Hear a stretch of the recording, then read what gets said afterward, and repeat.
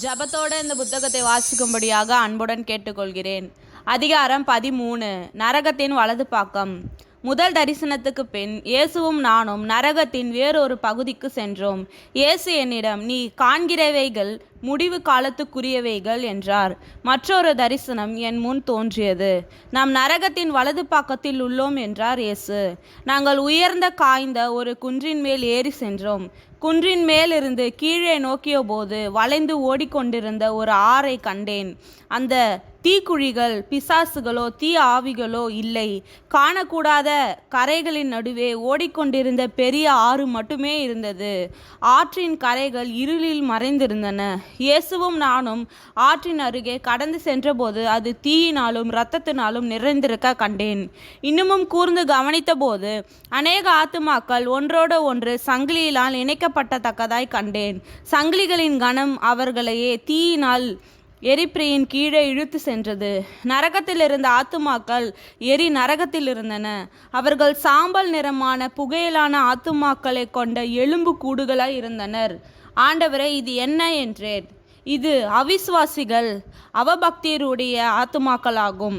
தங்கள் சரீரத்தை ஆண்டவரிலும் மேலாய் நேசித்தவர்கள், ஆண்களை நேசித்த ஆண்களும் பெண்களை நேசித்த பெண்களும், தங்கள் பாவத்தை விட்டு மனம் திரும்பாதவர்களுமாம். தங்கள் வாழ்க்கையை அனுபவித்து என்னுடைய இரட்சணத்தை உதாசீனம் பண்ணினவர்கள். இயேசுவின் அருகிலே நின்ற தீக்குழிகள் எட்டி பார்த்தபோது தீ இரைச்சலுடன் சூளையைப் போல எரிந்து அசைந்து தன் பாதையிலே இருந்த அனைத்தையும் பட்சித்து போட்டது. கிட்டத்தட்ட நரகத்தில் வலது பக்கம் முழுவதும் அது விரைவிலே நிரப்பிற்று. அது எங்கள் காலடி வரையிலும் வந்தது, ஆனால் எங்களை தீண்டவில்லை. இயேசுவின் முகத்தை நான் பார்த்தபோது அது துக்கமும் கனிவும் நிறைந்து காணப்பட்டது.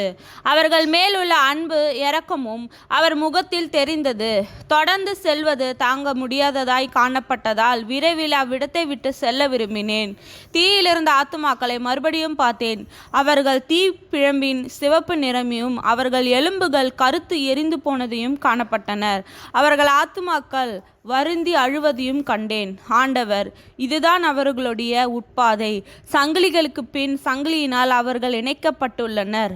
இவர்கள் சுய இன்பமான மாம்சத்தை விரும்பி இயற்கைக்கு விகிரமானதையே ஆணோட ஆணும் பெண்ணோட பெண்ணும் செய்தார்கள். அநேக இளம் பெண்களையும் வாலிபர்களையும் பாவ செய்கட்படுத்த பண்ணினார்கள். அதை அன்பு என்று அழைத்தார்கள், ஆனால் அது பாவமும் மரணமுமாய் முடிந்தது. அநேக வாலிபர்களும் இளம் பெண்களும் மற்றும் ஆண்களும் பெண்களும் தாங்கள் விருப்பத்துக்கு மாறாக இச்செயல்களை செய்ய கட்டாயப்படுத்தப்பட்டார்கள். இதை நான் அறிந்தபடியால் இப்பாவத்துக்கான பழியை அவர்கள் மேல் சுமத்த மாட்டேன். ஆனாலும் இதை ஞாபகத்தில் கொள்ள வேண்டும். நான் எல்லாவற்றையும் அறிவேன். இளைஞர்களையே பாவத்துக்குட்படுத்தினவர்கள் பெரிய தண்டனை அடைவார்கள். நான் நீதியாய் நியாயத்தீர்ப்பேன். பாவியை நோக்கி மனம் திரும்பி நான் இரக்கம் காண்பிப்பேன். என்னை நோக்கி கூப்பிடு, நான் கேட்பேன் என்றார். எத்தனையோ முறை மனம் திரும்பும்படி அவர்களை அழைத்தேன். அவர்களை சுத்திகரித்து மன்னித்திருப்பேன், விடுவித்திருப்பேன். ஆனால் அவர்களோ என் சொல்லை கேட்கவில்லை. மாம்சத்தின் இச்சையும் ஜீவனுள்ள தேவனுடைய அன்பிலும் அதிகமாய் விரும்பினார்கள். நான் பரிசுத்தராயிருப்பது போல நீங்களும் பரிசுத்தராயிருங்கள்.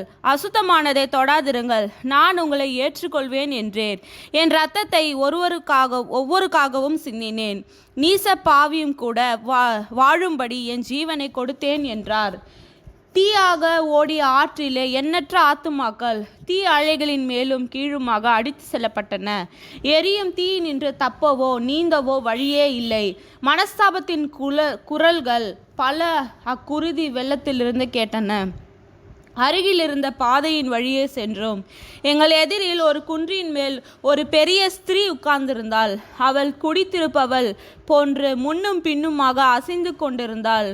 பாபிலோன் ரகசியம் என்று அவள் மேல் எழுதப்பட்டிருந்தது. அப்பொழுது நான் பூமியில் உள்ள அருவருப்புகளின் தாய் நரகத்தில்தான் வந்தவள் என்று அறிந்து கொண்டேன். அவளிலிருந்து தீய வலிமை மிக சக்தி புறப்பட்டது. அவளுக்கு கீழே கூட்டம் கூட்டமாய் மக்களையும் பாஷைகளையும் கண்டேன். அவளுக்கு 7 தலைகளும் 10 கொம்புகளும் இருந்தன. அவளால் பூமியிலே கொல்லப்பட்ட தீர்க்கதரிசிகள், பரிசுத்தவான்கள் மற்றும் அனைவரின் இரத்தமும் அவளிடத்தில் காணப்பட்டது. அவளிடமிருந்து பிரிந்து விடு, அவளுடைய காலத்தில் அவள் அழிக்கப்படுவாள் என்றார் ஆண்டவர். அவளை நடந்து சென்றபோது எல்லாம் இருளாக மாற ஆரம்பித்தது. இயேசுவை தவிர வேறு ஒளியே இல்லை. மற்றொரு குன்றின் சரிவை அடையும் வரை நடந்தோம். தூரத்திலேயே மேலே எழும்பும் சூடான ஜுவாலைகளை நான் காண முடிந்தது. சூழ்நிலை தாங்க முடியாத அளவு மிகவும் சூடாயிற்று. குன்றை சுற்றி சென்று ஒரு பெரிய கதவை அடைந்தோம். அதன் திறப்புகள் வெட்டப்பட்டிருந்தது. அது குன்றின் சார்பிலே அமைக்கப்பட்டிருந்தது. அதில் ஒரு பெரிய சங்கிலி இருந்தது. அதிலிருந்த ஜுவாலைகள் கொந்தளித்து கொண்டிருந்தன. கதவு உள்ளிருந்து பெரிய பூட்டுகளால் தள்ளிடப்பட்டிருந்தது. இதன் அர்த்தம் என்ன என்று ஆச்சரியப்பட்டு கொண்டிருந்தேன். திடீரென அக்கதவின் முன் காரிரு ஆடை அணிந்த கருப்பு நிற உருவம் ஒன்று தோன்றியது. அவன் முகம் மிகுந்த களைப்புடன் மிகுந்த வயதானவனாகவும் காட்சியளித்தது. அவன் முகத்தின் சுருக்கங்கள் அவன் முகத்தின் தோல் கபலத்தோட இழுத்து கட்டப்பட்டிருந்தது. அவன் 1000 வயதானை போல காட்சியளித்தான். கதவுக்கு பின் ஜுவாலை உயர உயர எழும்பியது. வெப்ப அழுத்தத்தின் மிகுதியால் கதவின் வெளிப்பக்கம் பிதுங்க ஆரம்பித்தது. அன்பின் ஆண்டவரே, சாத்தான் படுகுழியிலே தள்ளப்பட்ட இக்கொடுமைகள் எல்லாம் முடிவுக்கு வந்தால் நான் மகிழ்ச்சியாக இருப்பேன் என்றேன். அதற்கு அவர், ஆவியானவர் சபைக்கு சொல்வதே வந்து கேள். முடிவு சமீபமாயிற்று. எனவே பாவிகள் மனந்திரும்பி ரட்சிக்கும்படி நான் அழைக்கிறேன். இப்பொழுதே நோக்கி பார் என்றார். திறப்பான வெளியில் ஆவியிலே ஆண்டவரோடு நின்று கொண்டிருந்த ஒரு வெளிங்கரமான தரிசனம் கண்டேன். தன் வலிமையான பெரிய வாளால் மேலே அடித்து கொண்டிருந்த சர்பத்தை கண்டேன். பின் அது நரகத்தின் வலது பக்கத்துக்குள்ளே மறுபடியும் கர்த்தருடைய வார்த்தை நிறைவேறும் அளவும் அது வளைக்கக்கூட அசைக்க முடியாதது என்று அறிந்தேன். பூமியிலிருந்து நெருப்பும் புகையும் மேலே எழும்புவதை கண்டேன். பூமியின் மேல் பரவி புகை மண்டலத்தை கண்டேன்.